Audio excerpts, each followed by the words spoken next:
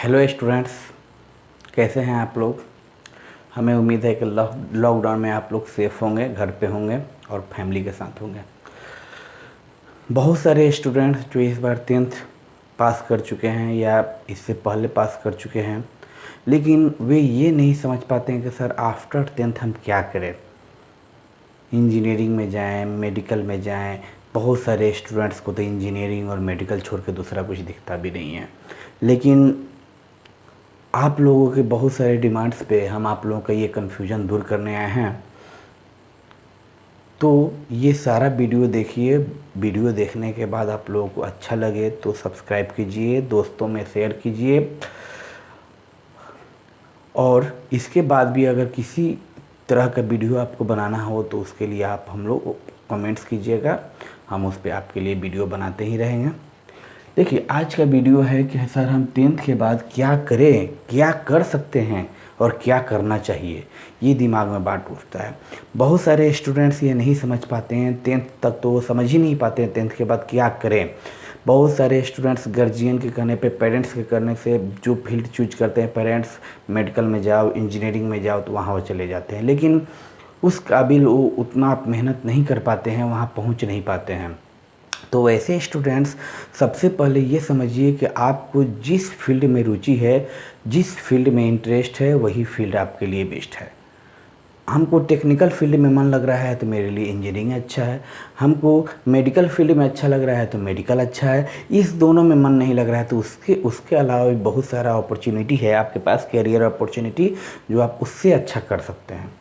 Example के लिए मान लेते हैं कि आपको मैथ्स अच्छा है और बायो दोनों अच्छा है और आप कंफ्यूज हैं हम क्या करें। वैसे भी स्टूडेंट्स होते हैं, पहले टाइप के स्टूडेंट्स जिसको मैथ भी अच्छा है, साइंस भी अच्छा है, वे कंफ्यूज हैं हम क्या करें। तो सबसे पहले वे दोनों में ज़्यादा इंटरेस्ट देखें, कहाँ वो ज़्यादा अपने आप को प्रूफ कर सकते हैं, उस फील्ड में जाएं। मेरे समझ से तो पूछा जाए तो हम ये राय देंगे कि मेरे लिए मेडिकल फील्ड अच्छा है। कोई और स्टूडेंट्स अपने हिसाब से राय दे सकता है। तो आप वही फील्ड चुनिए जो इसमें आपको ज़्यादा इंटरेस्ट है। लेकिन अभी आपको अगर दोनों में इंटरेस्ट बराबर है तो आपके लिए बेस्ट फील्ड होगा मेडिकल का। फिर अब सुनिए, इसके बाद मैथ से लेकर आप क्या कर सकते हैं। जो मैथ लिया है, जो स्टूडेंट्स मैथ लिए हुए हैं, उनके लिए पूरा का पूरा फील्ड खाली है। वो जो चाहें वहाँ जा सकते हैं, वो किसी भी फील्ड में जा सकते हैं। एज एग्जाम्पल देखिए, जो मैथ्स के स्टूडेंट है वो अगर इंजीनियरिंग का एग्ज़ाम दिए, बीटेक का एग्ज़ाम दिए, बीटेक 10 के बाद 10+2 में वो मैथ ले लिए, मैथ लेने के बाद वो इंजीनियरिंग का एग्ज़ाम दिए। इंजीनियरिंग के एग्ज़ाम बहुत सारे गवर्नमेंट एग्ज़ाम भी वैकेंसी निकालता है, इसके लिए प्राइवेट भी निकलता है, जो आप अच्छा समझे वो दे सकते हैं। अब बहुत सारे स्टूडेंट्स जिनके पास पैसे नहीं हैं वो भी इंजीनियरिंग में जा सकते हैं, क्योंकि गवर्नमेंट कॉलेज में आपका हो जाता है तो फ़ी बहुत कम लगता है। अब इंजीनियरिंग करने के बाद आप क्या करते हैं। इंजीनियरिंग करने के बाद बहुत सारी वैकेंसी निकलती है, गवर्नमेंट वैकेंसी निकलती है, उसको आप भर सकते हैं। एनटीपीसी, ओएनजीसी, डीआरडीओ, बहुत सारी ऐसी वैकेंसी निकलती है। रेलवे का जेई निकलता है, एसएससी जेई निकलता है, स्टेट जेई निकलता है, इलेक्ट्रिसिटी बोर्ड निकलता है। इस तरह की बहुत सारे वैकेंसी निकलता है। आप किसी में भी जॉब कर सकते हैं। वहाँ भी आपका नहीं रुचि हो रहा है तो आप चाहें तो इंजीनियरिंग करने के बाद आप किसी प्राइवेट कंपनी में भी जॉब कर सकते हैं। उतना अगर मान लें कि आप तैयारी नहीं कर पाए सरकारी का, तो प्राइवेट भी जॉब है, एमएनसी में जॉब है, मल्टीनेशनल कंपनी होती है, वहाँ भी आपको जॉब हो सकता है। तो ये आप कर सकते हैं। अगर उसके बाद भी आपका मन करे इंजीनियरिंग करने के बाद कुछ और करने का, तो इंजीनियरिंग करने के बाद आप क्या कर सकते हैं कि इंजीनियरिंग कर लिए, 4 साल का इंजीनियरिंग कर लिए, 4 इयर्स का इंजीनियरिंग करने के बाद आप इसी बीच में तैयारी करते रहिए। तैयारी कर लेने के बाद आप क्या कर सकते हैं, इसमें तैयारी करने के बाद आप इसमें इंजीनियरिंग सर्विसेज का एग्ज़ाम होता है। इंजीनियरिंग सर्विसेज का एग्ज़ाम होता है। इंजीनियरिंग सर्विसेज का एग्ज़ाम लेती है यूपीएससी। इसको यूपीएससी ही कंडक्ट करती है। जिस तरह सिविल सर्विसेज का एग्ज़ाम होता है, उसी तरह इंजीनियरिंग सर्विसेज का भी एग्ज़ाम होता है। ये एग्ज़ाम देकर आप एक तरह से सिविल सर्विसेज के रैंक कहीं ये जॉब होता है, यहाँ भी जा सकते हैं। अब इसके बाद कुछ स्टूडेंट्स चाहें तो ये करके साइंटिस्ट फील्ड, रिसर्च फील्ड में भी जा सकता है, रिसर्च फील्ड में भी जा सकता है। कुछ स्टूडेंट्स चाहे तो रिसर्च फील्ड में भी जा सकता है। ऐसे बहुत सारे अपॉर्चुनिटी हैं। कुछ स्टूडेंट्स ऐसा भी कर सकते हैं कि सर यहाँ जाने के बाद और सर हमको पढ़ाने में ज़्यादा इंटरेस्ट होता है, हम लेक्चरर बनना चाहते हैं, तो इसके बाद क्या कीजिएगा, इंजीनियरिंग करने के बाद आप गेट का एग्ज़ाम देते हैं। गेट का एग्ज़ाम देने के बाद आप कहीं से कोई भी अच्छा कॉलेज से एमटेक कर लेते हैं, या तो आईआईटी कॉलेज से एमटेक कर ले, या किसी एनआईटी से एमटेक कर ले, या कहीं बाहर जाके विदेश में जाके एमटेक कर ले। एमटेक करने के बाद आप चाहें तो लेक्चरर का जॉब ले सकते हैं। अगर उससे भी अच्छा जॉब चाहिए तो एमटेक के बाद फिर बाहर से ही या इंडिया से भी आप क्या कर सकते हैं, पोस्ट ग्रेजुएशन करने के बाद आप यहाँ से आप पीएचडी कर सकते हैं। पीएचडी करने के बाद तो आपके लिए पूरा का पूरा रिसर्च फील्ड खाली ही है, कहीं भी आपको जॉब मिल जाएगा। ये तो बात हुई इंजीनियरिंग की। अब मेडिकल फील्ड में जो स्टूडेंट जाना चाहते हैं, मेडिकल मेडिकल फील्ड अभी के लिए बहुत सेफ जोन है। ये अगर मेडिकल फील्ड जो तैयारी के स्टूडेंट कर रहा है, कोटा रहकर या घर पे भी रहकर या कहीं भी रहकर तैयारी करता है, अगर थोड़ा सा डिवोटेड होकर तैयारी करता है तो उसका हो जाता है। होने के बाद आपको मेडिकल हो जाएगा तो उसके बाद क्या, कहीं आप एडमिशन ले लीजिए, वहाँ से मेडिकल कर लीजिए। मेडिकल करने के बाद प्राइवेट सरकारी जितना जॉब है आप कर सकते हैं मेडिकल में भी। और मेडिकल में निकालने के बाद भी कुछ स्टूडेंट्स ऐसा समझते हैं कि सर अब हमको यूपीएससी का तैयारी करना चाहिए, सिविल सर्विसेज का, तो यहाँ जाने के बाद भी आप यूपीएससी का तैयारी कर सकते हैं। बहुत ऐसा एग्जाम्पल है जो लोग डॉक्टर भी हैं और यूपीएससी की तैयारी करके डीएम भी हैं। तो यहाँ से भी पूरा फील्ड खाली है। इंजीनियरिंग में आप अगर मैथ्स से लिए हैं तो मैथ्स से भी आप चाहिए तो यूपीएससी में जा सकते हैं। मतलब यहाँ से भी डीएम, एसपी, जो भी बीपीएससी, यूपीएससी, आप सब चीज़ का एग्ज़ाम यहाँ से भी दे सकते हैं, यहाँ से भी दे सकते हैं। इसके बाद जो स्टूडेंट्स इस दोनों में नहीं आ पाते हैं, वो स्टूडेंट बहुत सारे हैं, मतलब इंटरेस्ट नहीं है, मैथ अगर मेरा वीक है, साइंस वीक है, तो ऐसे स्टूडेंट क्या करेंगे, तो कॉमर्स फील्ड में वो आप आ सकते हैं। 10+2 में कॉमर्स ले लेंगे, उसके बाद आईकॉम के बाद बीकॉम के बाद इसमें बहुत सारा चीज़ है। इसके बाद आप यहाँ अगर अच्छा करते हैं तो यहाँ करने के बाद आपको बहुत अच्छा नॉलेज हो जाता है, बैंकिंग फील्ड में भी नॉलेज हो जाता है। तो उसके बाद आप लोग चार्टर्ड अकाउंटेंट बन सकते हैं। चार्टर्ड अकाउंटेंट भी बहुत अच्छा जॉब है, बहुत अच्छा सैलरी के हिसाब से भी जॉब, बहुत अच्छा जॉब है। और यहाँ से भी आप चाहें तो अच्छा कर सकते हैं। इसके बाद भी बहुत सारे स्टूडेंट्स आर्ट्स ले लिए, कुछ भी ले लिए, हिस्ट्री, ज्योग्राफी, जो भी लेना है ले लिए।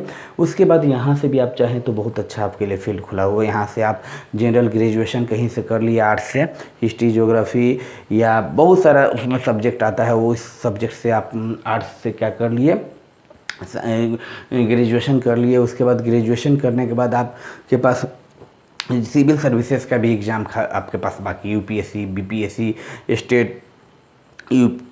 स्टेट वाला एग्ज़ाम जितना भी सिविल सर्विसेज का होता है सब दे सकते हैं। और इसके बाद भी कुछ स्टूडेंट्स ऐसे भी होते हैं जो कहते हैं सर ये सब नहीं जाना चाहते हो, तो क्या करेंगे, जनरल ग्रेजुएट 10+2 करेंगे कहीं से। 10+2 करने के बाद वो आपका एयरफोर्स का भी तैयारी कर सकते हैं, नेवी का भी तैयारी कर सकते हैं। नेवी का तैयारी करने के बाद एनडीए का भी तैयारी कर सकते हैं। ये सारे एग्ज़ाम्स होते हैं अप्रोक्स, ये इसमें सबसे थोड़ा सा टफ एनडीए पड़ता है, लेकिन ये बाकी जो ये दोनों एग्ज़ाम होते हैं ये बहुत ही ईजी होते हैं। सिर्फ इसमें फिजिकल अच्छा होना चाहिए, दौड़ने आना चाहिए, फिजिकली फिट होना चाहिए, ये आपका जॉब हो जाता है। इसमें ज़्यादा टाइम नहीं लगता है। 10+2 पास किए, आपका ये 14.5 के आसपास में आया, आप इसमें आराम से जा सकते हैं। और ये आप घर बैठ के भी इसको निकाल सकते हैं, यूट्यूब से पढ़ के प्रैक्टिस सेट बनाकर। जितना प्रैक्टिस सेट बनाइएगा, प्रीवियस ईयर का प्रैक्टिस सेट बनाइएगा, आपका उतना ही जल्दी होगा। ऐसा नहीं कोई आपसे ज़्यादा जानकार है तो उसका हो जाएगा, नहीं, जानकार से मतलब नहीं। यहाँ जितना प्रैक्टिस सेट बनाइएगा तो उतना ही आपका ज़्यादा इजी क्रैक होने का चांस होता है। ये सबसे जल्दी जॉब चाहिए तो ये आपको करना है। और ऐसे भी नहीं है सर इसमें जाएंगे सर क्या होगा, नहीं, इसमें जाने के बाद भी आप आगे प्रमोशन आपका होता है, आगे अच्छे अफसर भी आप बन सकते हैं, वहाँ पढ़ाई करके प्रमोशन होता है। अब कुछ स्टूडेंट होते हैं सर ये सब भी फील्ड मेरे लिए सही नहीं आ रहा है, ये सब भी नहीं हो पाएगा, अब क्या करेंगे, इसमें भी इंटरेस्ट नहीं है। तो ये सारे स्टूडेंट भी, ये स्टूडेंट भी, बायो के स्टूडेंट भी, सारे स्टूडेंट जाकर चाहेंगे अगर एनटीपीसी का एग्ज़ाम दे, रेलवे एनटीपीसी निकलता है, आरआरबी एनटीपीसी का निकलता है ग्रेजुएशन के बाद। आफ्टर ग्रेजुएशन कहीं से भी ग्रेजुएशन कर लीजिए, ग्रेजुएशन कहीं से भी कर लीजिए, ग्रेजुएशन किसी भी पेपर में, मैथ्स में कर लीजिए, हिंदी में कर लीजिए, किसी भी पेपर में ग्रेजुएशन करने के बाद आप आरआरबी एनटीपीसी के एग्ज़ाम में आप बैठ सकते हैं। रेलवे जो एग्ज़ाम निकालती है, उसके बाद आप आरआरसी RRC ग्रुप डी भी बैठ सकते हैं, ग्रुप डी के एग्ज़ाम में भी बैठ सकते हैं। उसके बाद आप अगर ग्रेजुएशन किए तो SSC CGL का एग्ज़ाम आता है, ग्रेजुएट के लिए SSC CGL का एग्ज़ाम आता है, इसमें भी बैठ सकते हैं। इसमें भी बहुत अच्छा आपको पोस्ट है, इनकम टैक्स अफसर तक का पोस्ट इसमें है। उसके बाद कुछ स्टूडेंट ऐसे भी हैं तो उसको सर 10+2 के बाद ही जॉब चाहिए, तो वो आपका SSC CHSL का भी तैयारी कर सकते हैं। इसके अलावा और छोटे छोटे बहुत सारे एग्ज़ाम्स होते हैं जिसमें आप तुरंत 10+2 के बाद जा सकते हैं, जैसे कि पुलिस कांस्टेबल हुआ, बहुत तरह का छोटा छोटा एग्ज़ाम होता है जो बहुत सारे स्टूडेंट्स को पता नहीं होता है, इस वजह से वो बहुत जल्दी जॉब नहीं ले पाते हैं। तो वो सारे जॉब में भी जा सकते हैं अगर आपको ज़्यादा पढ़ने में इंटरेस्ट नहीं है तो। ये आपको 10+2 के बाद हो जाता है, ये भी 10th के बाद हो सकता है। ये आपका ग्रेजुएशन पे है, ये भी आपका ग्रेजुएशन पे है। इसके बाद कुछ स्टूडेंट्स ऐसे भी होते हैं, सर मेरा एप्टी बहुत अच्छा है, एप्टीट्यूड बहुत अच्छा है, एप्टीट्यूड मैथ बहुत अच्छा है, रीजनिंग बहुत अच्छा है, हम क्या करें?